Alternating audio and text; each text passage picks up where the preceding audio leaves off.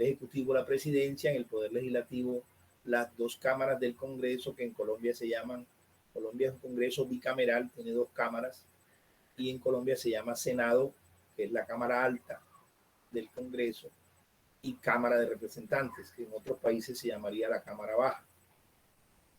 Esas son las dos instituciones del Poder Legislativo que estudiamos en ese cuadro de instituciones del Estado colombiano.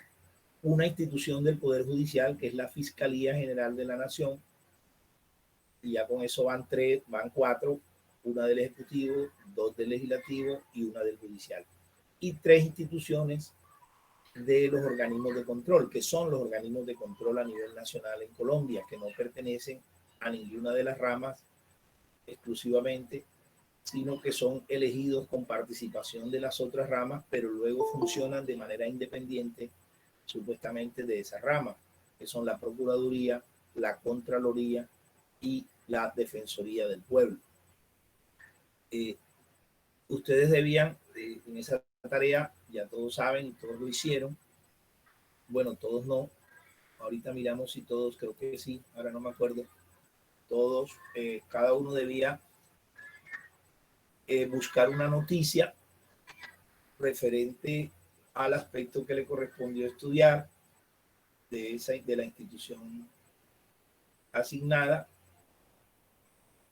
sintetizar esa noticia, justificar su selección y luego elaborar una pregunta tipo IFES, una pregunta tipo Saber 11 con esa temática, no exactamente con esa noticia, podría ser con esa temática, sin la noticia o con la noticia porque es de la temática, y luego establecer o de identificar a cuál de las tres competencias de las ciencias sociales que se fomentan y evalúan en las ciencias sociales corresponden o clasifican su pregunta. Esa era la tarea, esa tarea hoy la vamos a ir revisando, ya bueno, yo he revisado, pero vamos a ir revisando públicamente para explicar, para que cada uno conozca lo que hizo los demás y con eso estamos repasando esas temáticas. Entonces, ¿ya está viéndose el cuestionario? Sí, profesor. Bueno, antes les tengo una pregunta. Y alguien que me la responda. Ustedes saben, en el informe de evaluación que les entregan a ustedes sobre su desempeño, hablando vulgarmente el boletín, pero en ninguna parte aparece esa palabra boletín, eso no existe ya en Colombia en la ley, no se llama boletín, todavía le dice boletín desde el 94, se prohibió la palabra boletín en la ley y la gente todavía no se le sale de la cabeza la palabra boletín, como decir ganar y perder materia, que tampoco se le ha perdido de la cabeza, y en la ley se acabó eso. Después algún día les explicaré por qué eso es tan grave, porque eso es grave. Cambien las leyes para que cambien las costumbres, y por no cambiar el lenguaje no cambian ni las leyes ni las costumbres.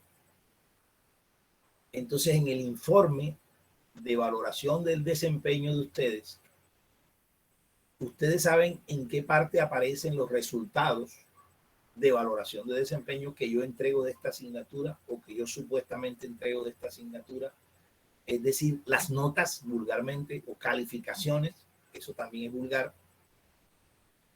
¿Ustedes saben en qué parte aparecen? ¿Alguien me podría responder? Profesor, en el boletín no hay como en el informe de las valoraciones académicas, no hay un espacio como tal, no sé. No lo hay, ¿cierto? Muy bien, eso quería constatarlo. No, yo sabía que no, pero quería constatar si lo saben o a ver si es que creían que lo sabían. ¿Y saben por qué no lo hay? No, señor, no nos han dicho. No, señor. Y entonces, ¿ustedes qué creen que por qué no lo hay?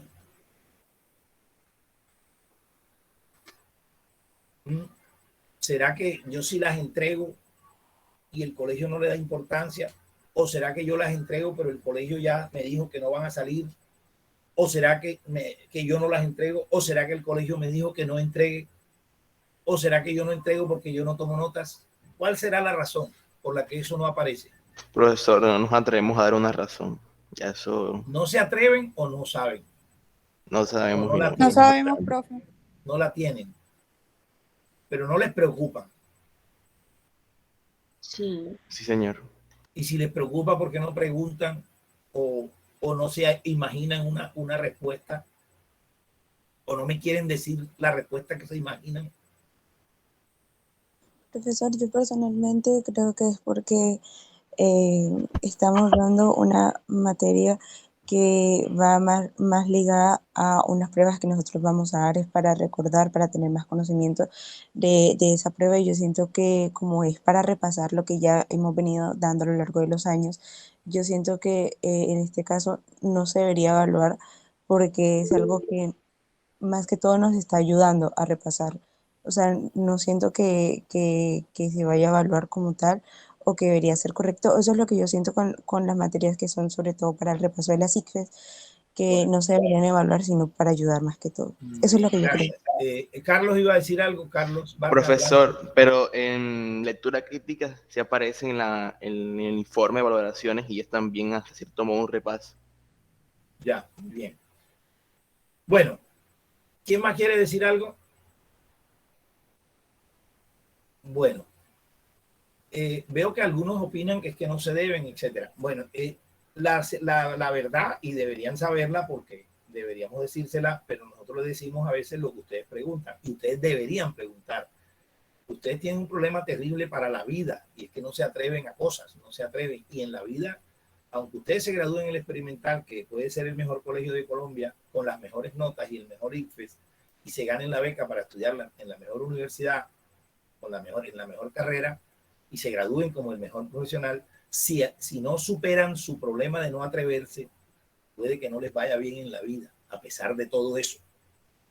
Además de todo eso, deben atreverse, siempre atreverse, no tenerle miedo a las cosas, menos a hablar, que atreverse a hablar y a preguntar, atreverse a pensar, a asumir una postura, a creer una alternativa. Bueno, en parte es cierto lo que dice, lo que dijo la niña, ahora no vi el nombre, que no debería evaluarse.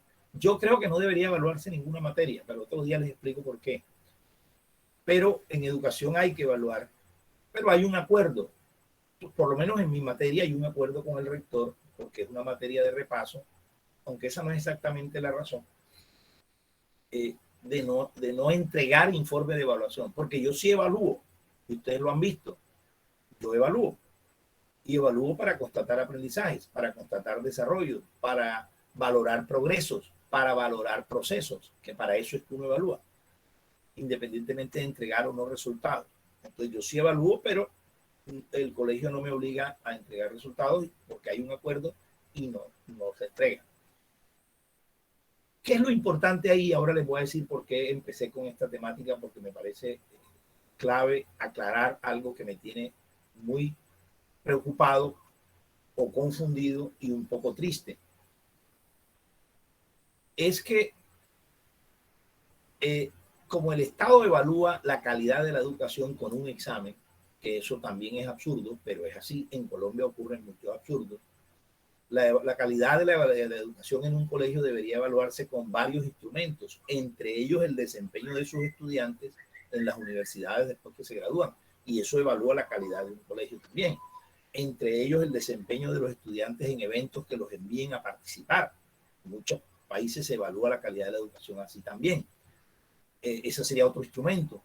Entre ellos, convocatorias a actividades en las que se pueda observar a los estudiantes desempeñándose, no solo respondiendo exámenes.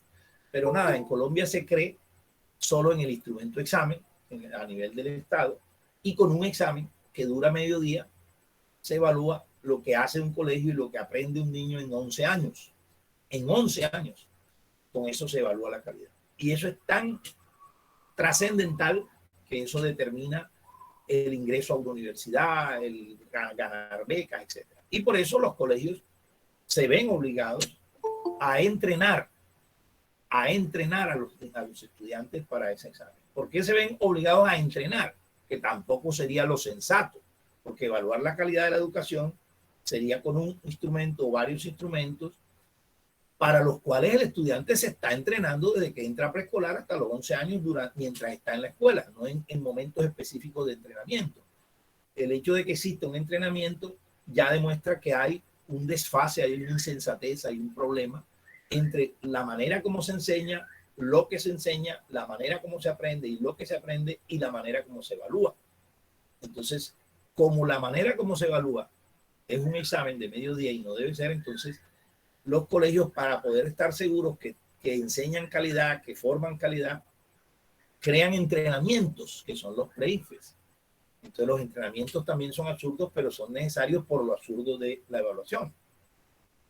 Bueno, entonces, por eso la prioridad es que el estudiante asuma el entrenamiento como eso, como entrenamiento, como un compromiso con una competencia, un compromiso personal con esa competencia, y no como la presión de que cada actividad tiene una nota, cada nota va a un promedio de un periodo y cada promedio del periodo va a un promedio del año y eso le permite ganar materias y ganar el año. O sea, para sacar de ese esquema mental de la evaluación, que también es errado, porque sigue siendo cuantitativo, y el estudiante pensando en ganar y perder, entonces se hace un entrenamiento aparte para que el estudiante asuma, como los deportistas, la competencia frente a el entrenamiento. Es decir, si yo practico todos los días o varias veces al día o varias veces a la semana, la manera como voy a competir, voy bien preparado a la competencia, que es lo que hace un deportista. El deportista juega un partido de fútbol una vez a la semana, a veces de hora y media nada más, 90 minutos el día domingo, por ejemplo. Aunque ya no es así, ustedes saben que ahora hay partidos todos los días, pero juegan más o menos 2 partidos a la semana, 2 partidos, pero entrenan todos los días. Y cada día juegan un pedazo de partido, a veces un partido, porque hace parte del entrenamiento, repetir la competencia. Ahora imagínense en otros deportes, yo les puedo hablar, por ejemplo, de la natación, que la conozco muy bien. En natación, por ejemplo, si uno compite en 100 metros libres, una competencia de 100 metros libres dura entre 55 segundos y 1 minuto 10 segundos, o sea que dura 70 segundos o 60 segundos. 1 minuto dura la competencia de 100 metros libres. Y un nadador, para competir en ese minuto que dura compitiendo en unos juegos que son cada 4 años o cada año, él entrena todos los días, 2 veces al día, 2 veces al día. Entrena más o menos entre 20 o 30 piscinas, así le llaman en natación, piscinas, o sea, atraviesa la piscina 30 o 40 veces en el día, en la mañana y otras 30 en la noche. Y en esas piscinas algunas son piques, le llaman piques, o sea, ensayos de los 100 metros que va a competir. Lo ensaya varias veces. Entonces él se dura horas de su vida preparando esa competencia. Y eso es absolutamente necesario si quiere obtener las marcas que le permitan competir y competir con resultados que le permitan aspirar a ganar. Entonces tiene que entrenar mucho. Entrenar es eso, repetir, preparar. Y las piscinas, claro, hace 80 piscinas, 40 piscinas, pero unas las hace solo con las patadas, con una tabla de icopor en la mano. Entonces hace patadas para preparar, entrenar la patada de ese, y bueno, el caso es tiro libre, que la patada es así. Luego se pone la tabla entre las piernas o un pull boy, que es una cosa de icopor que se coloca en las piernas para no moverlas, y entrena solo la brazada, solo los brazos, en el caso del tiro libre. Y así hace piscinas de otros estilos, etcétera, entrenando el cuerpo, pero también ensaya la competencia, hace piques de 100 metros libres, si es para otra prueba o de otra prueba. Entonces, eso es el pre-ICFES, supuestamente, ¿no? Ensayar los simulacros, contestar preguntas para entrenarse. Entonces, hay el compromiso del resultado, tanto en la clase como en el simulacro, es un compromiso individual del estudiante. Entonces no debe haber ninguna preocupación obsesiva por que ese resultado sea bueno, porque ahí el resultado es un diagnóstico. El estudiante se entera para él mismo si él responde bien esas preguntas, si él sabe de esas temáticas, si él entendió bien las preguntas, si escogió bien las opciones. Es decir, es una constante autoevaluación, autoevaluación. Entonces no tiene por qué haber mucha preocupación por responder bien como sea, sino responder bien como se pueda. Entonces yo no entiendo por qué, y yo espero equivocarme, un estudiante que le asignen un cuestionario para prepararse tenga que averiguar las respuestas en otra parte para encontrar las correctas y contestar las correctas. Si alguno de ustedes hace eso, se autoengaña, se está burlando de sí mismo, está cometiendo una tontería, por no decir otra palabra insultante. Porque, ¿qué está ganando con eso? Más aún si ni siquiera se le cuenta o se le reclama o se le premia. Yo nada más les digo felicitaciones, muy bien, gracias, excelente la respuesta. Pero no le está sirviendo de nada eso, porque se está autoengañando, el entrenamiento se está perdiendo. Es como si el deportista lo dejaran solo, el entrenador, y le dijera, tienes que hacer 40 piscinas hoy, tienes que hacer tantos metros, y no estuviera ahí con él, y lo dejara y después viniera y le preguntara si los hizo y él le diría que sí, y resulta que él no los hizo. Se puso a jugar, se puso a trotar, se puso a hacer otra cosa, o nadó despacito, o nada más hizo de un estilo y no del otro.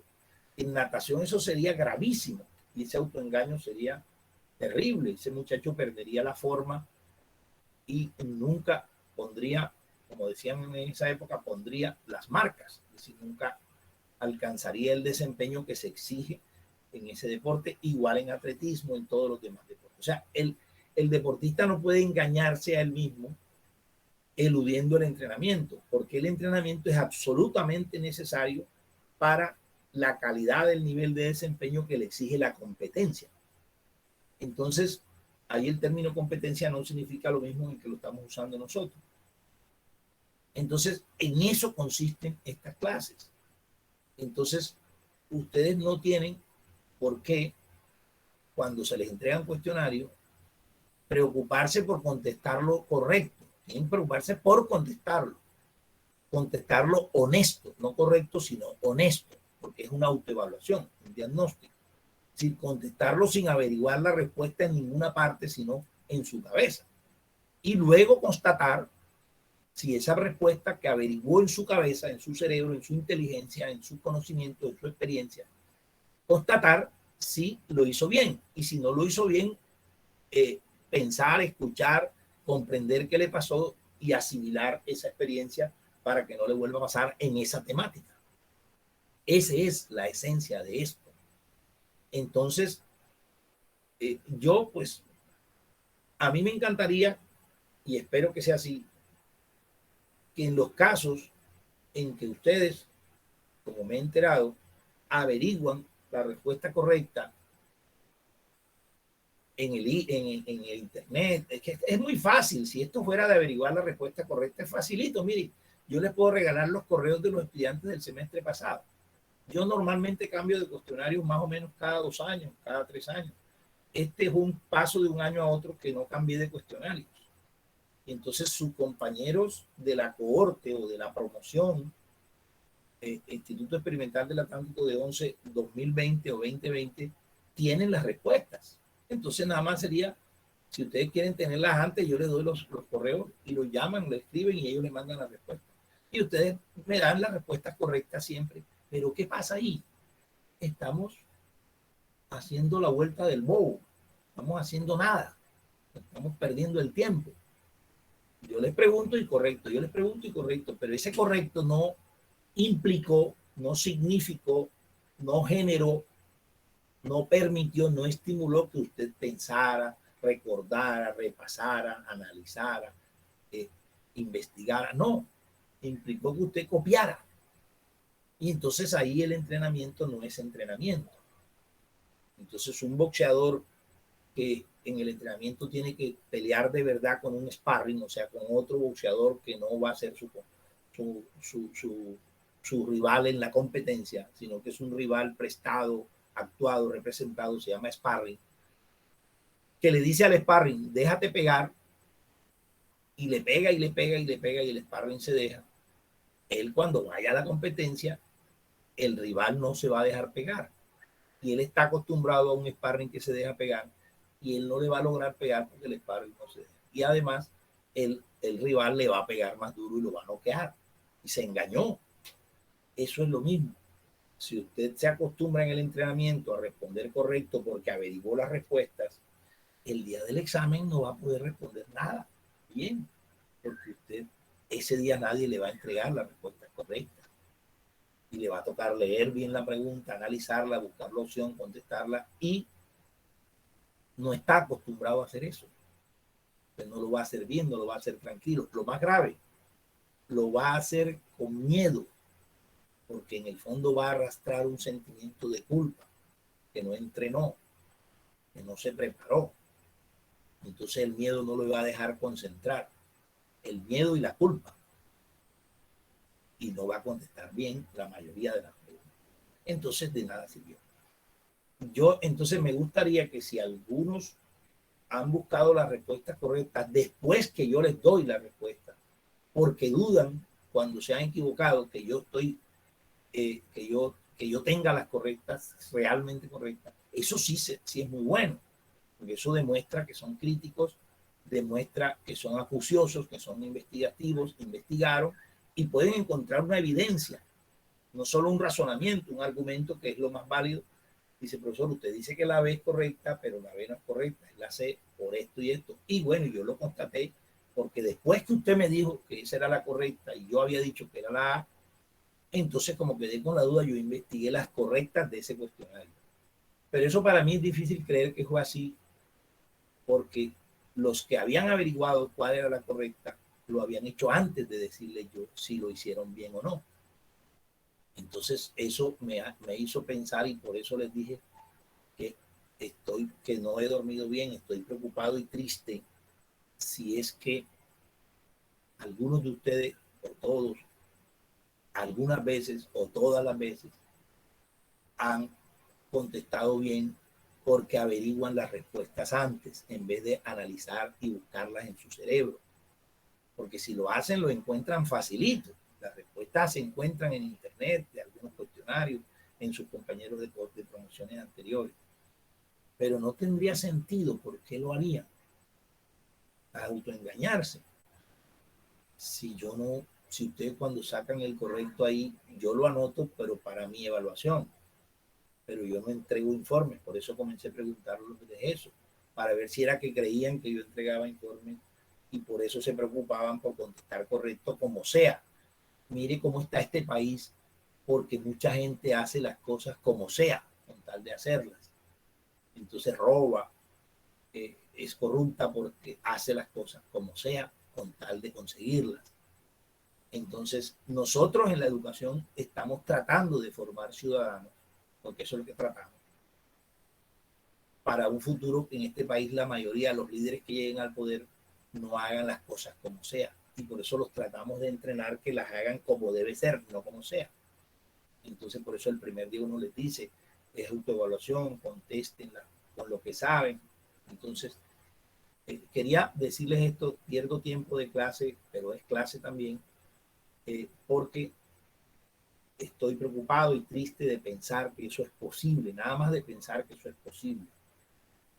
Y si es posible, yo no quiero ahora que me lo digan o me lo nieguen. No, esto no es un juicio. Yo todavía creo, estoy casi seguro, que investigaron las correctas porque sospechaban que yo tenía unas correctas equivocadas y por eso, pero que ya las habían contestado con su saber, que es lo que hay que hacer siempre.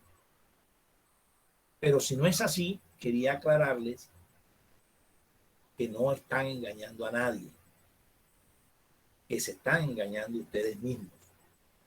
Si usted cada vez que le entregan un cuestionario, en vez de responderlo honestamente, se pone a averiguar las respuestas, no es porque averiguar la respuesta sería honesto en el saber, es decir, averiguar, abrir páginas sobre la temática para contestar bien la pregunta. Eso es deshonesto, pero es válido porque permite estudiar, ¿verdad? Es válido y yo eso no lo prohíbo porque si no, no les dejara el cuestionario para que lo contestaran solos en su casa. Pero si en vez de averiguar la respuesta en el saber, la averigua es en un formato de respuestas, buscando en internet ese cuestionario o en un compañero de una promoción anterior, eso es deshonesto y es absurdo y no es inteligente porque es deteriorar su entrenamiento dañar su preparación. ¿Sí me he explicado? ¿Alguien tiene algo que decir sobre Sí, señor. esto?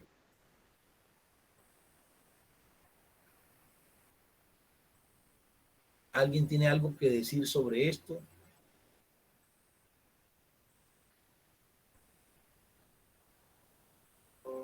Bueno.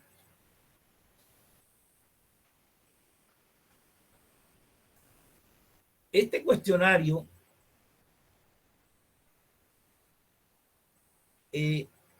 como ustedes lo respondieron todo en clase, por la clase que yo no di, y me mandaron las respuestas, por eso no lo hemos analizado pregunta por pregunta todo, sino que vamos a detenernos en las preguntas que algunos no respondieron bien, porque el resultado global de las respuestas fue muy bueno, nadie bajó del 80%, o sea que el que menos respuestas correctas tuvo de 15 fueron 12, algunos 13, otros 14. Yo les mostré el cuadro, se los voy a mandar a sus correos, se los prometí, pero no lo he hecho todavía, porque me faltaban estudiantes por enviar. En ese momento faltaban 3. De los 3, 2 ya enviaron y solo falta 1. Un solo estudiante no me envió esa tarea, que es la tarea, yo le llamé tarea 8, porque fue intempestiva y habíamos pedido la tarea 7. Y esa tarea 8, responder las 15 preguntas del cuestionario de simulacro IFES de sociales y ciudadanas de 15 preguntas, solo falta por enviarla Sebastián Herrera. Si estoy equivocado porque no he visto el correo o me lo mandó mal, no sé, por favor, Sebastián, mande para tener el resultado global absoluto. Pero bueno, en ese resultado global, 5 estudiantes respondieron las 15 preguntas correctas, es decir, obtuvieron o mostraron un desempeño del 100%, que fueron María Gabriela Barraza, Sharon Díaz, Eliana Fuentes, Nicole Mesa y Ashley Rodríguez, 100%. El resto están entre 80%, que es 12 respuestas buenas, 93%, que es, perdón, 86%, que es 13 respuestas buenas, y 93%, que es 14 respuestas buenas, o sea, solo una incorrecta. Bueno, entonces por eso yo presté atención a ver cuáles eran los números de las preguntas que solían responder incorrectas. Y por eso en la clase anterior analizamos la pregunta 6, la pregunta 7, que aparece entre esas respuestas que algunos responden incorrectas. Las otras que aparecen son la 11, la 12 y la 15, nada más. Un solo estudiante respondió incorrecta a la 14. Entonces vamos a ver si nos da tiempo de analizar la pregunta 14. Pero entonces hoy vamos a analizar la pregunta 11. Antes me dicen si ya lo habíamos hecho. Si la pregunta 11 la explicamos. Sí, sí la explicamos. La de Keynes. Entonces nos falta la 12. Ah, no, la 12 también la explicamos. La del neoliberalismo. Entonces solo nos faltaría la 14 y la 15. Que no la respondieron bien exactamente. La 14 no la respondió bien Shari Jiménez. Sí, señor. Y Juan Sebastián Castro. Y la 15 no la respondieron bien varios. Freider, Edgar, Carlos y nada más. Bueno, ¿alguien no respondió bien la 13? Sí, la 13, que fue la de ese Juan Sebastián Castro, nada más. Bueno, entonces vamos rapidito y revisamos esas.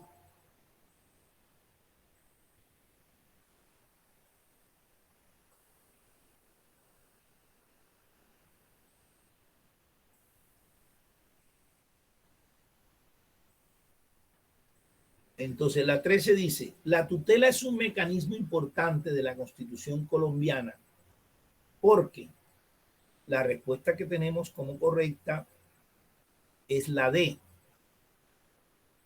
La D, que dice, garantiza la vigencia plena de los derechos fundamentales. ¿Por qué esa es la correcta? Porque la tutela, que es un instrumento de defensa de los derechos fundamentales, también se le llama mecanismo de defensa de los derechos fundamentales, aparece en el artículo 86 de la Constitución. La Constitución Política de Colombia en su estructura tiene los artículos del 85 al 88, se llaman en un título, en un capítulo que se titula Instrumentos o mecanismos de defensa de los derechos fundamentales. Entonces aparece el artículo 85 dentro de ese ítem, dentro de ese capítulo. El artículo 85 simplemente reza cuáles son los artículos de aplicación directa. Es decir, de los artículos relacionados con derechos fundamentales, que son del 11 al 31, del 11 al 41 en la Constitución, son 31 derechos fundamentales. Hay 7 o 6 que no son de aplicación directa. ¿Qué significa que no son de aplicación directa? Que no son tutelables. Es decir, que si uno siente que le fueron vulnerados esos derechos e interpone tutela solo por ese derecho, uno de esos, el juez no está obligado a responder exigiendo que se le reivindiquen, que se le permita el acceso a esos derechos, porque son derechos que el Estado no puede garantizar que se defiendan. Son 6 derechos. Entonces, el artículo 85 dice cuáles son los otros 26 derechos, o 26 derechos, 25 derechos, que sí son tutelables. La verdad debería decir, sería más práctico, de los 31 derechos fundamentales del artículo 11 al 41, no son tutelables y decir los números. Ya, no. El artículo 85 dice, son de aplicación directa los derechos fundamentales establecidos en los artículos. Esto dice 11, 12, 13, 14, 15, 16, 17, 18, 19, 20, 21, y se salta el 22, 23, 24, se salta el 25, 26, 27, se salta el 28. Ah, no, 28 sí lo tiene, 29, 30, 31, se salta el 32. Entonces se salta como 6 derechos. Entonces de ahí se deduce que los 26 o 25 que se salta son los tutelables, y que menciona son los tutelables, y los que se salta son los no tutelables. La Constitución le llama de aplicación directa. Es el artículo 85. ¿Qué significa que no son tutelables? Les voy a poner un ejemplo, uno real. El artículo 22 es el derecho a la paz. El derecho a la paz. Entonces, como la Constitución se firmó en el año 91, cuando estaba en pleno desarrollo el conflicto armado, con 2 guerrillas, contra 2 guerrillas, pero ya había grupos paramilitares. Entonces, el Estado colombiano no había logrado la paz, no logró la paz para esa Constitución. Entonces, se cuidó de no garantizar como derecho fundamental tutelable el derecho a la paz. Lo dejó porque esa es la meta de la Constitución, lograr que el país llegue a la paz y garantizar la paz como derecho. Entonces había que dejar ahí ese derecho. Pero en los mecanismos de defensa de los derechos no podía dejar que la paz fuera tutelable, porque todos los colombianos podrían interponer una acción de tutela a todos los jueces exigiéndoles el derecho a la paz. Cada vez que sonara una bomba o cada vez que hubiese un asalto, un bloqueo, etcétera, un atentado que moleste al ciudadano, estaría interponiendo la tutela por el derecho a la paz. Entonces, por eso el 22 no es tutelable. El 25 no es tutelable, que es el derecho al trabajo. El derecho al trabajo es un derecho fundamental en Colombia, pero no tutelable. ¿Por qué? Porque Colombia es un país capitalista y el capitalismo necesita del desempleo. El capitalismo funciona de tal manera que todo el que trabaja tiene que cuidar su trabajo, desempeñándose bien, porque es muy fácil que lo pierda en la medida en que hay muchas personas que necesitan ese trabajo porque no lo tienen. Eso se llama ejército de reserva. Entonces el capitalismo necesita el desempleo. Tiene que haber unos desempleados para que esos desempleados amenacen el trabajo de los que tienen y los que tienen cuiden su trabajo desempeñándose bien. Claro, el desempleo es aceptable, tolerable en términos de funcionamiento del desarrollo económico del capitalismo en unas cifras de un dígito. Es decir, debe ser un desempleo entre el 5, entre el 2, el 1 y el 9%. Ya de dos dígitos, 10%, 11% es un desempleo crítico, es decir, grave, que afecta la satisfacción de necesidades básicas de muchos ciudadanos, pero también afecta la circulación de capital, afecta la inversión, afecta la producción. Por ejemplo, en Colombia ahora con la pandemia, Colombia tenía antes de la pandemia, incluso antes del gobierno de Duque, tenía cifras de desempleo del 9%, ahora tiene cifras de desempleo del 15%, del 16%, entonces ya está crítico. Pero por eso es que el 25 no es tutelable. Cuando ustedes oyen que una tutela por el derecho al trabajo, normalmente es alguien que tutela varios derechos, porque le están violando el derecho al trabajo, mira qué otros derechos le están violando, tutela esos e incluye en la tutela el del trabajo. Y eso facilita que un juez dé la orden que le reivindiquen, que le restringen, que le repongan esos derechos. Normalmente el 26, que sí es tutelable, el 26 es el derecho al libre ejercicio de la profesión y oficio, u oficio. Entonces, una persona que no la dejan trabajar, le están violando el derecho al trabajo, ella tutela que no la dejan trabajar en lo que le gusta, en lo que quiere. Entonces tutela el 26. Incluye el 25, pero el juez le falla a favor es por el 26, porque ese sí es tutelable. Bueno, el artículo 86 dice que hay un mecanismo para defender esos derechos individualmente, que es la tutela. El artículo 87 dice que hay un mecanismo para hacer cumplir las leyes, que es la acción de cumplimiento. Y el artículo 88 dice que hay un mecanismo para defender los derechos fundamentales de grupos, que es la acción popular. Entonces, por eso, lo que hace un mecanismo de defensa de los derechos es garantizar que estén vigentes los derechos, que sea de verdad, que funcione. Por eso la respuesta es la D. Veamos por qué no es la A. Ofrece garantías para libre ejercicio de los derechos políticos. No, porque no es completa. Los derechos fundamentales incluyen derechos políticos, derechos civiles, derechos sociales, derechos culturales, no solamente los derechos políticos. Por eso no es la A. La B dice que permite que las personas gocen de seguridad social. La seguridad social es una categoría que incluye la salud y el derecho a pensión y a riesgos laborales. Esa es seguridad social. Salud, pensión y riesgos laborales. Y la tutela puede defender y proteger derechos de todo tipo, no solo a la salud, a la pensión y que en Colombia no son derechos fundamentales porque no están entre los 31 derechos. Por eso la B no es correcta. La C dice, establece la gratuidad de la educación básica en nuestro país. No, en Colombia la educación básica debe ser gratuita por una norma constitucional, pero apenas se estableció la gratuidad, no en la tutela ni en la Constitución, sino en la Ley 715 del 2001, porque se estableció la gratuidad. Y no es absoluta, no es plena, es solo para las personas de estrato 1 y 2 en las instituciones públicas de estrato 1 y 2, del que queden en barrios de estrato 1 y 2, o sea, todavía eso no se ha interrumpido. Por eso la 13. ¿Hasta ahí preguntas? Profesor, no es una respuesta como tal de la pregunta, sino algo que usted mencionó y es el artículo 26, el del derecho al libre ejercicio de la profesión, que, bueno, profesor, yo no entendí muy bien en qué consiste este derecho, a ver si me lo podía explicar. Ya, muy bien. Te voy a poner un ejemplo sencillo, pero es el que más ocurre. La prostitución. En Colombia la prostitución no está prohibida, ¿cierto? Entonces, a veces hay centros de prostitución en un lugar.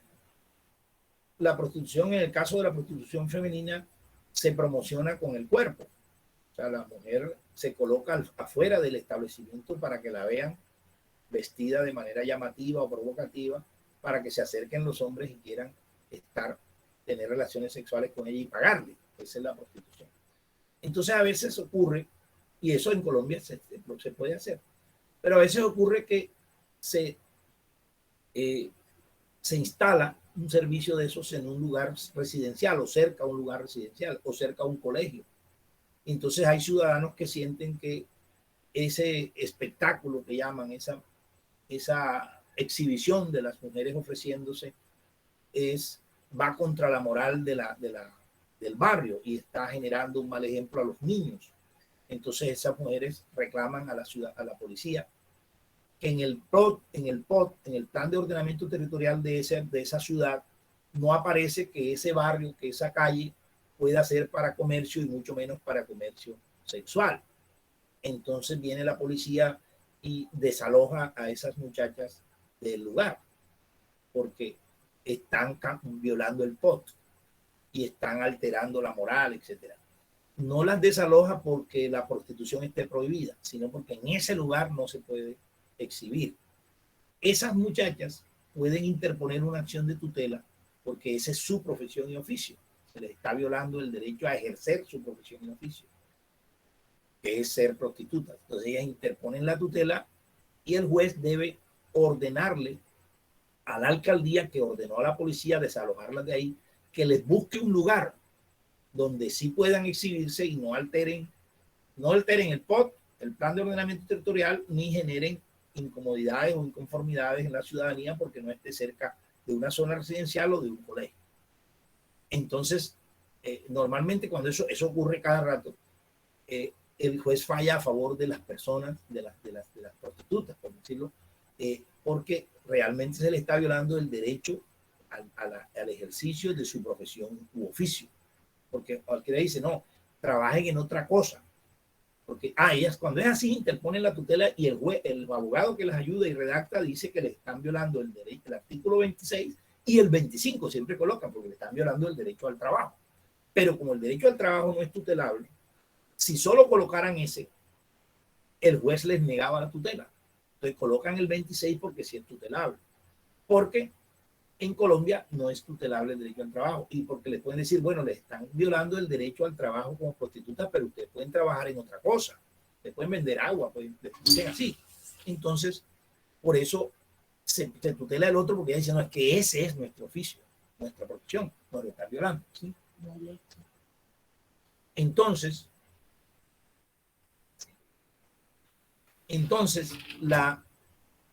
es el artículo 26. Por ejemplo, hay un ejemplo que también se usa mucho. El fútbol profesional es una actividad privada. Y es privada y no es regulada por el Estado en Colombia, sino que es regulada por una organización internacional privada, que es la FIFA. Entonces, la FIFA tiene su propia legislación.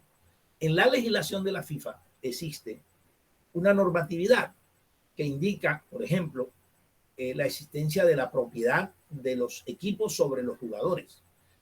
En Colombia eso es violatorio del artículo 17, que es el derecho a no ser esclavo. La esclavitud no es solamente trabajar sin salario, sino ser propiedad de alguien que te puede comprar y vender. Entonces, a los jugadores los compran y los venden como esclavos, ¿verdad? Porque la FIFA lo permite, el negocio lo exige. Pero ellos no interponen tutela cuando los compran o los venden, porque ellos ganan un porcentaje en la compra y la venta. Entonces ellos aceptan que se viole ese derecho, pero ese derecho, ese proceso es violatorio de sus derechos, porque están siendo considerados personas. La FIFA tiene unas normas que dice que quien pertenece a un equipo y tiene un manager y es comprado por otro equipo, pero faltando unos días para empezar el torneo, cambia de opinión y rompe el contrato unilateralmente con el equipo que lo había comprado y firma el contrato con otro equipo. Cuando eso ocurre, el otro equipo demanda ante la FIFA y demuestra que la persona hizo doble contratación en el tiempo estipulado como prohibido para hacerlo. La FIFA lo castiga deteniéndolo, o sea, suspendiéndolo de jugar, es decir, no le deja jugar en ninguno de los dos equipos, porque se burló de ambos. Bueno, cuando eso ha ocurrido, porque eso ya ha ocurrido, si ocurre en Colombia, el jugador interpone una acción de tutela. Y interpone acción de tutela por violación al derecho, al artículo 26, el derecho a la libre ejercicio de la profesión de oficio. Entonces, como en Colombia hay un principio constitucional que es el cuarto, el artículo cuarto, que es que la Constitución es norma de normas, que es el principio del artículo cuarto. La Constitución es norma de normas. O sea, como norma está por encima de las leyes de la República, de los estatutos, de los reglamentos, de los pactos, de los contratos, de los acuerdos. Todo tipo de normatividad que se establezca tiene que ajustarse a la Constitución, porque esta es norma de normas. Entonces ahí el juez le dice, usted es colombiano, y le dice al equipo, si es colombiano el equipo, como empresa privada, le ordeno que le permita trabajar porque le violó el derecho al libre ejercicio de la profesión o oficio, porque él es futbolista, él quiere trabajar como futbolista, tiene derecho, y falla a favor del jugador. Eso ha sido terrible porque eso es un conflicto con la FIFA, con la federación, pero ahí la justicia falla de acuerdo a la Constitución. ¿Ya? ¿Qué ha pasado con los poquitos casos que ha habido de eso? El equipo, como empresa privada en Colombia, le obedece al juez y contrata al jugador. Pero como entidad afiliada a la FIFA, que tiene que cumplir la norma de que está suspendido, lo contrata, pero no lo puede dejar jugar. Entonces le paga por entrenar. Entonces sale perdiendo el equipo, porque le paga el sueldo. Y el jugador que está suspendido, él no puede jugar. Porque si juega, la federación, la DIMAYOR y la FIFA sancionan al equipo. ¿Sí me he explicado? Sí, señor. Sí, profesor. Bueno, ¿alguna otra pregunta? Sí, señor. Profe, Sí. el caso este que usted menciona de la FIFA, aquí en Colombia hay un ejemplo de eso. Creo que es Atlético Nacional, que tiene una deuda con un equipo de la segunda división. Entonces ellos ficharon como 4 o 5 jugadores, pero al no cancelar la deuda, ellos no pueden inscribir dichos refuerzos. Y el torneo empezó y los 5 jugadores presentaron una tutela amparándose en los derechos que usted menciona. Pero les negaron dicha tutela y ahora la FIFA reclama que eso se tenía que resolver bajo la jurisdicción de ellos, porque al estar suscritos a la FIFA, ellos como que se someten a unas reglas y eso tiene que un tribunal especial que ellos Sí. tienen. La solución, hasta ahora, porque hay que verificar bien esas noticias, hasta ahora yo entendí, porque ayer o antes de ayer hubo una reunión de la DIMAYOR, de los presidentes de los equipos, que es la que debe resolver la situación. Y el fallo fue que el equipo que está sancionado por no pagar, lo que tiene que hacer es pagar. Le dijeron al Nacional, páguele al Cortuluá, que es al equipo que le quedó debiendo la plata, que son unos porcentajes. Cuando hay una transacción de un jugador, hay que darle un porcentaje al equipo original donde empezó ese jugador. Entonces, al Nacional le debe esa plata al Cortuluá. Entonces, la sanción es por no pagar. Como la solución jurídica para el Nacional no pagar era esa, tutelar, exigir que tienen que jugar, etcétera. Pero jurídicamente la DIMAYOR, en ese caso primero hay unos tribunales de la FIFA y hay un tribunal deportivo, el TAS, el Tribunal de Arbitramiento Deportivo, que también puede fallar a favor o en contra en un conflicto de esos. Todas las instancias han dicho que la solución es pagar. Entonces yo creo que Nacional va a terminar pagando porque son unos jugadores que le costó al equipo comprarlos y no tiene sentido comprarlos y no poderlos alinear, no poderlos poner a jugar. Eso si no lo resuelve Nacional pagando va a seguir otras instancias jurídicas, me imagino. Las tutelas cuando se fallan en contra en Colombia, quien la falla es un juez. Existe una segunda instancia que es el Consejo de Estado. Primero la Corte Suprema de Justicia y una tercera instancia que es el Consejo de Estado, que puede revisar el caso cuando se interpone la segunda instancia para determinar que el juez se equivocó y fallar a favor de la tutela. O puede fallar en contra, entonces hay otra tercera instancia que es el Consejo de Estado. Entonces la presenta y el Consejo de Estado puede fallar que tanto la Corte Suprema como el juez se equivocaron. Puede fallar, pero puede ratificar los fallos también diciendo que no se equivocaron y negar la tutela. En el caso de Nacional y Cortuluá, yo creo que Nacional va a pagar, no le queda otra. Entonces lo que toca es sentarse con Cortuluá a hacer un acuerdo de pago, es decir, ahora no tengo la plata, pero yo te firmo lo que sea para pagártela en 2 partidas, etcétera, etcétera, un periodo, etcétera. Sí, aclaro la inquietud. Sí, señor. Bueno, ¿qué otra pregunta? Bueno, entonces vamos con la pregunta 14. La 14 dice, de acuerdo con la teoría marxista, el desempleo no se puede solucionar por medio del mercado, debido a que el sistema capitalista, por su naturaleza, necesita de la asistencia de una masa de trabajadores sin empleo para mantener los salarios bajos y facilitar la acumulación de capital.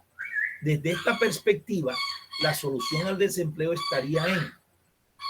Entonces, nosotros tenemos como respuesta correcta para la 14 la letra C.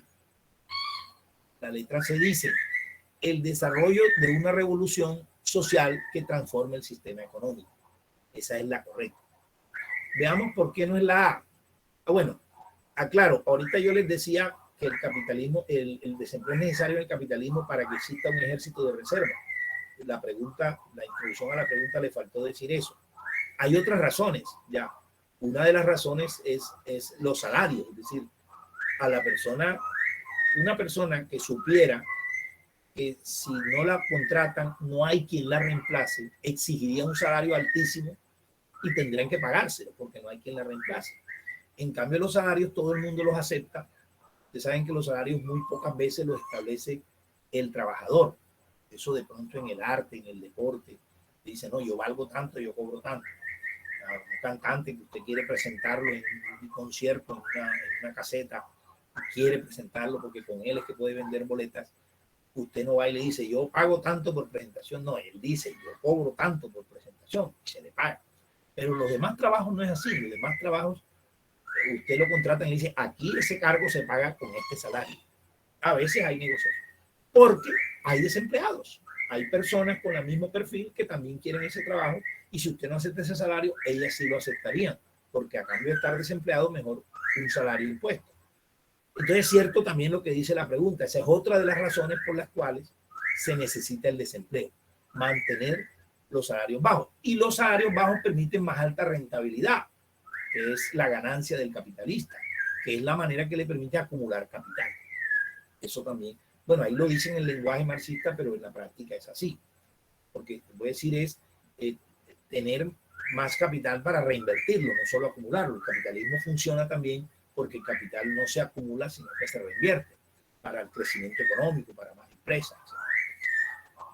Entonces, desde esa perspectiva, la solución para que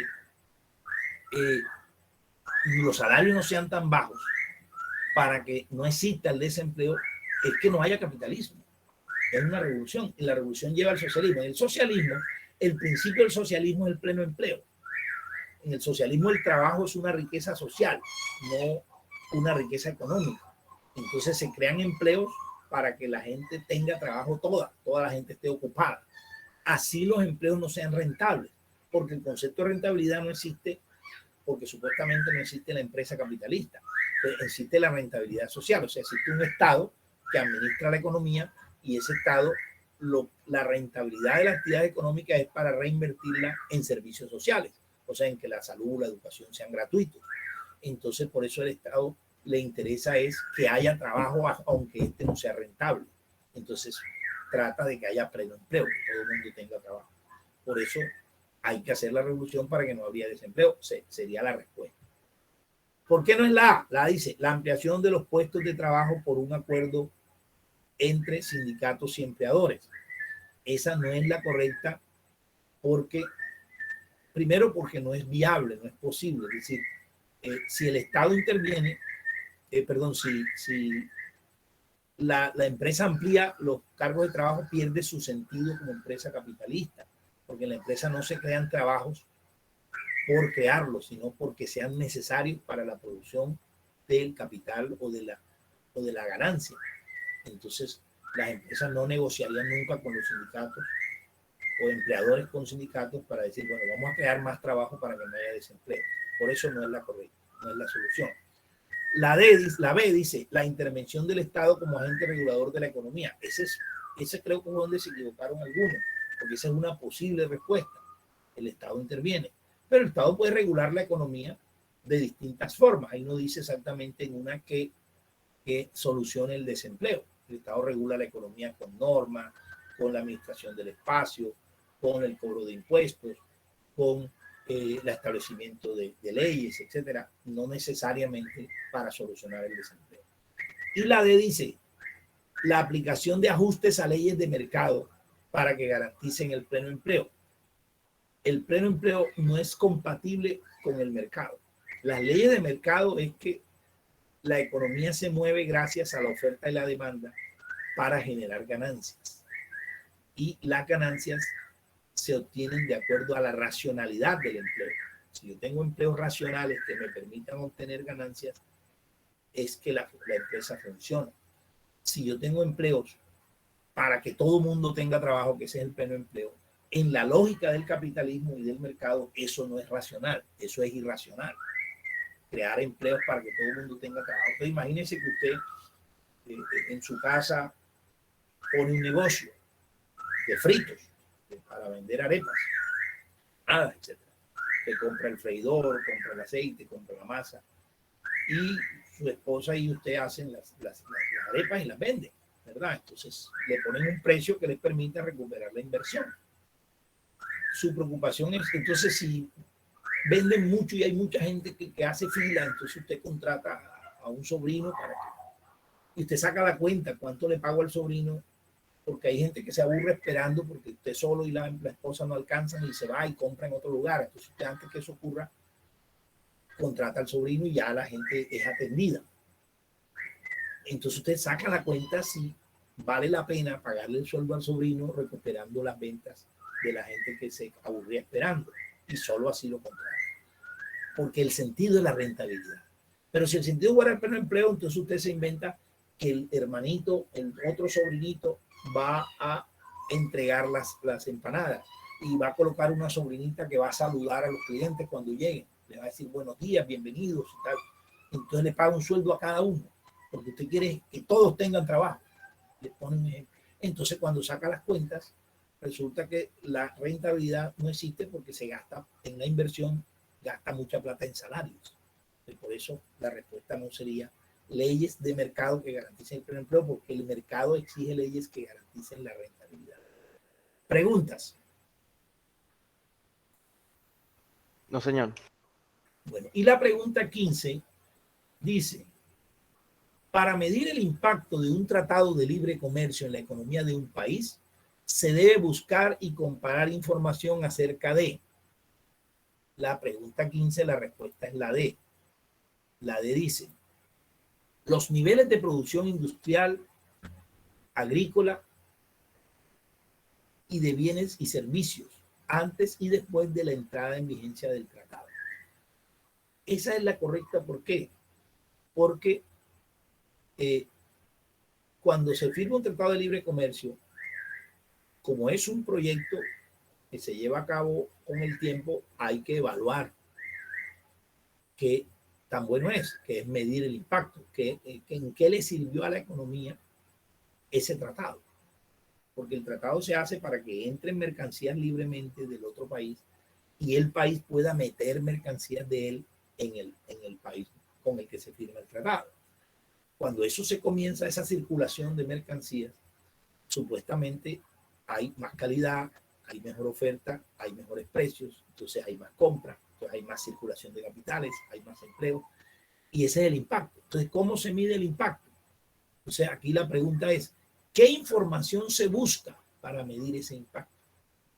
¿Qué información se debe comparar? Entonces la D dice, se compara los niveles de producción, ahora se produce más, porque hay más demanda, entonces eso inspira mayor oferta.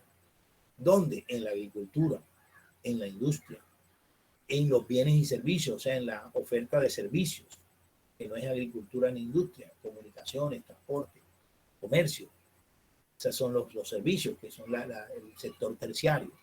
Y se miden antes del tratado y después del tratado. Después de entrar en vigencia del tratado, unos meses, un año después. Por eso la respuesta es la D. ¿Por qué no es la A? La A dice, las políticas que el Estado ha impulsado con el fin de proteger la producción nacional de la competencia. Contener esa información de la competencia extranjera. ¿Qué políticas ha impulsado? No se mide el impacto, se mide la gestión del Estado en defensa del tratado. Que no permite establecer si el tratado fue bueno o malo. Simplemente establece que el Estado se preocupó porque el impacto no sea malo, pero hay que medir el impacto. Por eso no es la A. La B dice, la manera como el sector agroindustrial se preparó para asumir la competencia de la producción extranjera. Aquí nos piden una pregunta, una respuesta genérica, válida para cualquier país, porque dice, para mí el impacto del libre comercio de un país, saben que un adjetivo determinativo, ¿verdad? Entonces, es un adjetivo determinativo de generalidad, cualquier país. Entonces, no todos los países tienen sector agroindustrial. Entonces, la respuesta no podría ser medir el sector agroindustrial, porque y los países que no lo tienen, ¿cómo lo medimos? ¿Ya? Entonces, por eso no puede ser la B. La C dice, la cantidad de trabajadores empleados en labores de exportación de bienes y servicios antes del tratado. Eso sería un indicador, nada más. Y se necesita medir varios indicadores. Sabiendo que cuántos trabajadores teníamos antes del tratado en el sector de exportaciones, no nos puede decir qué impacto tuvo, porque tenemos que medir cuántos se tienen después, por ejemplo, y no solo trabajadores empleados en labor de exportación, sino empleados en otras labores. Que por eso no es la C. ¿Sí me he explicado? Sí, profe. ¿Preguntas sobre esta temática? Bueno, entonces voy a dejar de presentar el cuestionario para pasar a la actividad de la tarea 7. Ya. Yo quisiera saber primero si está conectado Sebastián Herrera. Sebastián. No, señor, no está. Ah, bueno. Entonces me hace el favor, le informan a Sebastián que él es el único estudiante del cual no he recibido la tarea 8, es decir, las respuestas a las 15 preguntas. Bueno, ya no tendría sentido que me la mande porque la mandaría con las respuestas que yo he dado, pero no importa, yo necesito tenerla. O que sepa que ya no la mandó. Bueno, voy a proyectarles la tarea.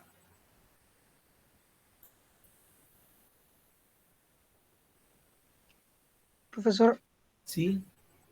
yo le quería comentar algo que, bueno, a mí mientras estaba haciendo que yo Espérate, mientras, ajá. sí, Habla más fuerte y más claro que no estoy escuchando bien.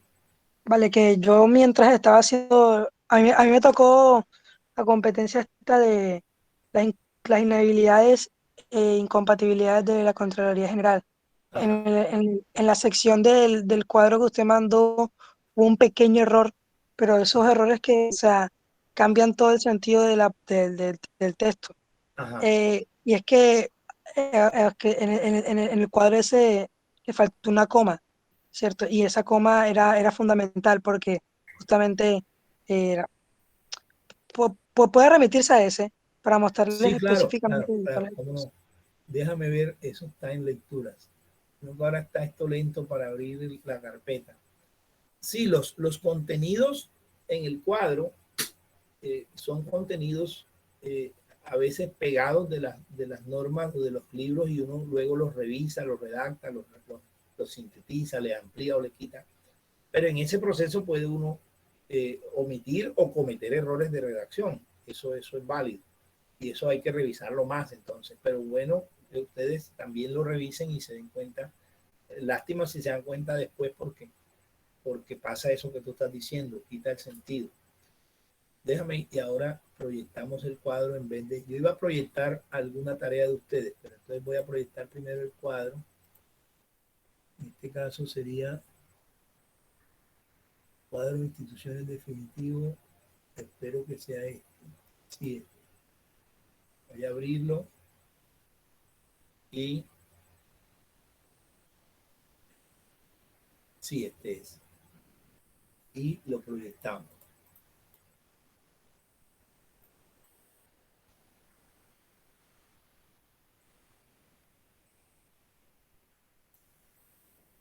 Me avisan si cuando ya se esté viendo. Ya se está viendo. ¿Qué institución te correspondió a ti? Incompetencia, inhabilidades de la Contraloría General. Entonces, primero vamos a aprendernos, eso viene siendo la columna 4, la columna 5. Sería Contraloría, ¿verdad? Contraloría. Entonces la columna 5, 1, 2, 3, 4 y 5. Esta. Dice, quien sea, vamos a aumentarle, quien sea o haya sido miembro del Congreso u ocupado algún cargo público de orden nacional, salvo la docencia en el año, ahí falta la coma, salvo la docencia en el año inmediatamente anterior a la elección, es una persona que está inhabilitada para ser contralor.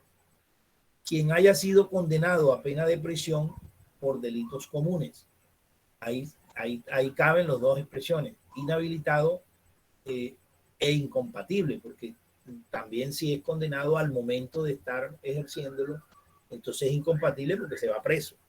Esa es incompatibilidad e inhabilidad. ¿Dónde está el error? Cuéntame. Pues justamente ahí donde dice en la docencia, coma, salvo la docencia. Ahí falta la coma. Sí. Sí. Porque se puede ser profesor aún en ese año, es lo que nos quiere decir, ¿verdad? Por ejemplo, profesor de una universidad pública, ese es un cargo público. Yo soy profesor de la Universidad del Atlántico, nombrado. Yo tengo un cargo público, yo soy un empleado público. En el caso nuestro, pues hay una categoría que es empleado oficial, una cosa jurídica ahí, la diferencia entre público y oficial, pero ambos son trabajadores del Estado. Entonces, yo soy un trabajador del Estado. Entonces, si yo fuese abogado y cumpliese los otros requisitos para ser contralor, yo tendría que renunciar a cualquier cargo público un año antes del proceso de elección del contralor. Pero si el cargo público que tengo es la docencia, porque soy profesor, no debo renunciar. No estoy obligado a renunciar. Bueno, y entonces, ¿qué te pasó por eso? En tu tarea puede haber un problema por el que la noticia... Cuéntame. Sí, eso es que el problema fue que yo me estaba guiando del cuadro y yo entendí que no podía ser, o sea, sí. Entonces, Claro, cuando sí, estaba buscando la noticia era muy difícil, o sea, confundí claro. la noticia, pero luego me di cuenta. La lástima, sí, la verdad es que hay que revisar y mira lo que significa una coma. Gracias por hacerme caer en cuenta y bueno, lamento de todas maneras. Por cierto, aquí hay un error también de ortografía. Quien haya sido, ahí haya es con Y, porque es de haber. Haya con ella, con doble L, es de hallar, de encontrar. O sea, no lo haya, o sea, no lo encuentra. Pero si no, quien haya sido es de haber, del verbo haber. Y ahí se escribe con Y. Bueno, me acabas de también hacer caer en cuenta un error de ortografía. Terrible. Bueno, gracias. ¿Qué otra inquietud hay? A ver. Bueno, voy a dejar de presentar el cuadro.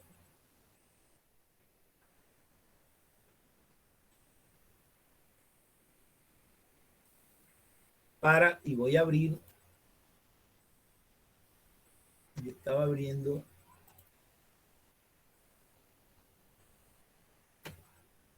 Voy a abrir la tarea.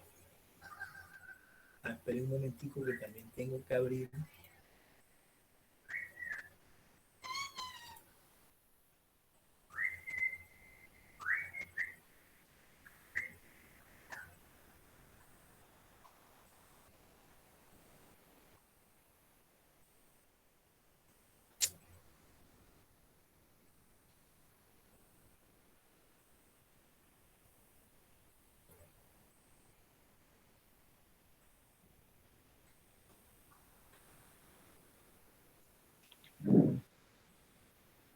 Voy a abrir la tarea de Juan Sebastián Castro. ¿Está conectado?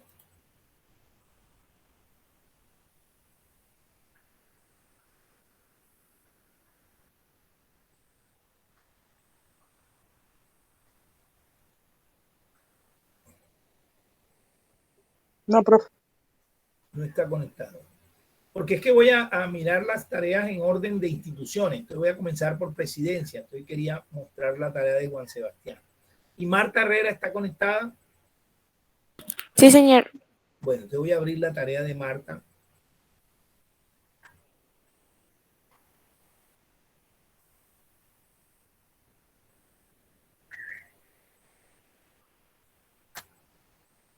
y la voy a proyectar.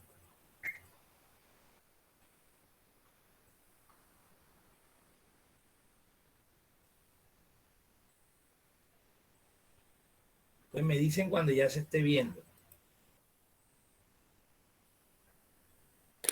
Sí, profe. Bueno, yo reviso y voy poniendo colores, ¿no? Voy poniendo unos colores ahí que me indican más o menos el desempeño. Yo diseñé una rúbrica. ¿Ustedes saben qué es una rúbrica? No, señor. Bueno, No. por lo menos yo no. ¿Alguien sabe qué es una rúbrica? Nadie sabe, yo tampoco. Entonces No, ayúdenme señor. con una rúbrica. Seguro que nadie sabe. Bueno, hay solo 19 conectados. Bueno, Como un criterio. sí, bueno, los criterios de evaluación son ideas, sobre todo facultades de la persona evaluada que se expresan. Esos son los criterios. En educación, los criterios necesitan indicadores de evaluación. O sea, hay criterios y tiene que haber una acción del estudiante que indique que se cumple ese criterio. Entonces hay criterios de evaluación e indicadores.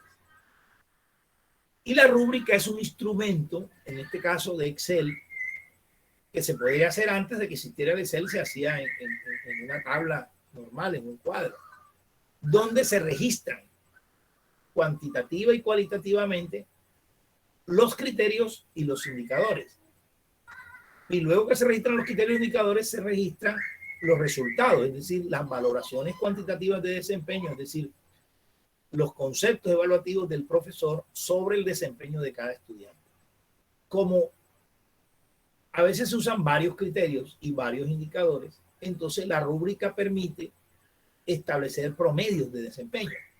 Por ejemplo, yo les mostré a usted un cuadro, les mostré a ustedes el cuadro de las respuestas sobre el cuestionario anterior. Eso parece una rúbrica, pero no lo es. ¿Por qué? Porque ahí no había varios criterios, sino uno solo. Entonces no se necesitaba tanto esa rúbrica. Ahí se le puede decir cuadro o tabla, no se le dice rúbrica. Donde yo señalé cuántas respuestas correctas y cuántas incorrectas para indicar el desempeño. Pero en los instrumentos de evaluación, donde hay varios criterios, se usa la rúbrica para poder medir. Yo hice una rúbrica que ahorita se las voy a mostrar para que vean cómo se va a evaluar esta tarea. Claro, eso no se va a hacer todo en clase. Hoy vamos a hacer en clase una parte para que entiendan de qué se trata. Entonces, para yo llenar la rúbrica y no desconcentrarme, yo le pongo un color de fondo al ítem, ¿verdad? Ahorita les muestro lo de los ítems. Entonces, en el caso de Marta, que le correspondió las funciones del presidente, entonces, para yo evaluar, al yo evaluar la síntesis de la noticia, primero evalúo la identificación de la noticia, que todos los datos estén completos. Algunos casos, si yo dudo de la noticia, también evalúo la verificación de la noticia. Entonces yo voy a esos datos y la verifico. Si la puedo hacer en internet, no siempre puedo. Entonces busco el diario La República, busco la fecha del 28 de julio para ver si fue verdad que esa noticia salió y no es inventada por el estudiante, ¿ya? Que fue destacado el presidente Duque como líder y tal. Pero sobre todo verifico que sí llenó todo el formatico, o sea que colocó los datos, la fecha, el medio, el presidente, el título, el titular de la noticia y los protagonistas. Honestamente, cuando hice este cuadro, después me di cuenta que cometí un error en el sentido que debía hacerlo más completo. Debí colocar también un ítem que se llama asunto. Y no, yo coloqué el ítem síntesis de la noticia 2 veces y la gente se confundió. Aquí está borrado, pero en la mayoría de formatos está. Y no era síntesis de la noticia, era asunto. El asunto es una redacción que incluso yo prefiero decir en cuántas palabras para que el estudiante se vea obligado a hacerla bien. Es lo mismo que el titular, pero en términos más claros para el lector, el asunto. Entonces el asunto de la noticia sería, en este caso dice, el titular es: presidente Duque fue destacado entre los líderes que mueven el mundo según Essentiel, ese es el título, el titular. El asunto es premio o reconocimiento internacional dado al presidente de la República. Puede ser el asunto. La síntesis sí es redactar lo que ocurrió. Yo le puse entre 120 y 260 palabras, algo así. Entonces eso también lo mido. Enseguida mido el número de palabras. Abajo me dice que ella hizo 186, o sea que cumplió ese parámetro.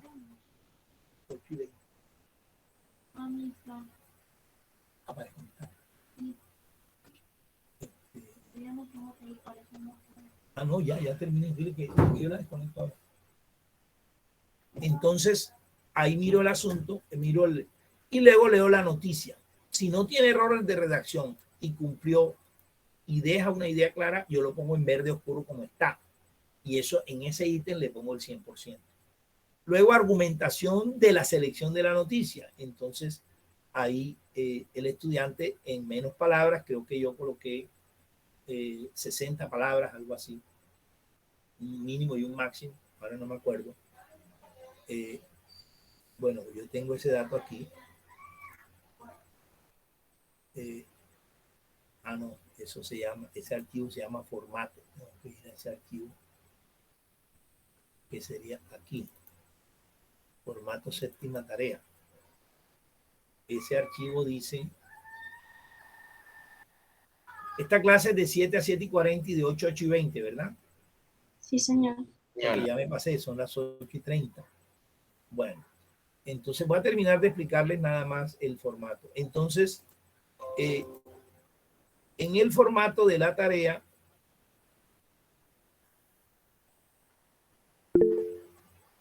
dice el número de palabras que debe tener ahí. Pero ahí yo lo que leo es que el estudiante argumente bien por qué esa noticia sí tiene que ver con la temática que se le asignó. Luego viene la pregunta. Entonces evalúo la pregunta. Marta fue una de las personas que entendieron que la pregunta tenía que ser con la noticia. No, la pregunta puede ser con la noticia, pero no tiene que ser con la noticia. Tiene que ser sobre la temática y puede formularse con otra redacción que no sea de la noticia. Si el estudiante le es fácil utilizar la temática, la evaluación, evaluar la temática con la noticia, puede hacerlo. Yo creo que es más difícil, pero si lo hace, mejor para mí porque eso indica mayor mérito para el estudiante. Entonces, Marta le fue muy bien ahí, tiene eso verde oscuro. Luego, las opciones de la respuesta. Yo reviso ahí que las opciones sean válidas. Válidas es que todas se refieran a la pregunta. Eso es primero. Segundo, que las opciones no correctas tienen que estar en dos categorías, las no correctas. Una muy próxima a la correcta que ayude a confundir al estudiante para que no sea tan fácil responderla. Una próxima. Y dos descartables, que sean más o menos evidentemente incorrectas. Eso es lo que yo más o menos aspiro que hagan en sus preguntas. Y luego que la correcta sea evidentemente, sea la correcta en términos de idoneidad, o sea, de coherencia con la pregunta, pero que no sea tan fácil, tan evidente como correcta, porque sería una pregunta muy fácil, entonces no es de saber 11. Y luego la competencia. En el caso de Marta está muy bien clasificada como argumentativa. Vamos a ver por qué está en claro las opciones. La pregunta dice, bueno, hay una noticia que es la misma noticia donde Duque le reconoce bueno, esta pregunta hay que explicarla con calma por tiempo, entonces la volvemos a explicar en la otra clase del lunes. Voy a mostrarles rapidito, disculpa Marta, porque ya vamos a terminar, y nada más voy a mostrarles rapidito la rúbrica.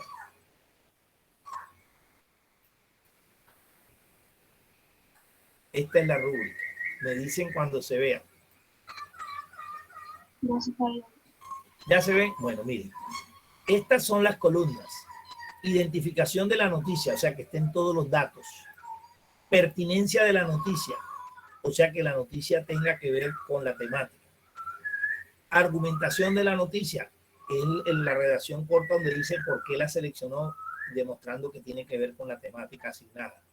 Luego la pregunta. Estos 4 indicadores son de la pregunta. Entonces, mire, esto es criterio de evaluación. Criterio de evaluación. Y los indicadores son las cosas que yo veo para... De todas maneras, ahora les muestro porque yo se las escribí. Entonces, formulación de la pregunta, que la pregunta está bien formulada. Validez de las opciones de la respuesta, que las opciones son una correcta, una cercana y 2 descartables. Y también están relacionadas, es la validez de las opciones de respuesta. Identificación de la respuesta correcta, si la identificó y es la correcta. Y clasificación de la competencia. Esos son los criterios que se promedian y aquí va el resultado. Entonces, por ejemplo, Marta solo no tuvo los 100%, perdón, Marta, en validez de las opciones. Y ahí tuvo el 80% y le queda el 97%. Los criterios están acá, miren. Aquí dice convenciones de los criterios y desglose de los indicadores. Eso lo explico yo debajo de la rúbrica. Entonces, aquí dice la convención ident-notic, que significa identificación de la noticia, y que evalúo yo, que precisa los datos verificables de la noticia que se piden en el formato. Pertinencia a la noticia, pert-notic, dice pertinencia a la noticia, que significa seleccionar una noticia cuyo asunto sea evidentemente relacionado con la temática que se le aprobó al estudiante. Y así están todos los indicadores, los criterios y los indicadores. O sea, los criterios son el título que tiene la columna, aquí está, y los indicadores es lo que yo observo para evaluar, para establecer el desempeño, ponerle el porcentaje sobre 100 en cada columna.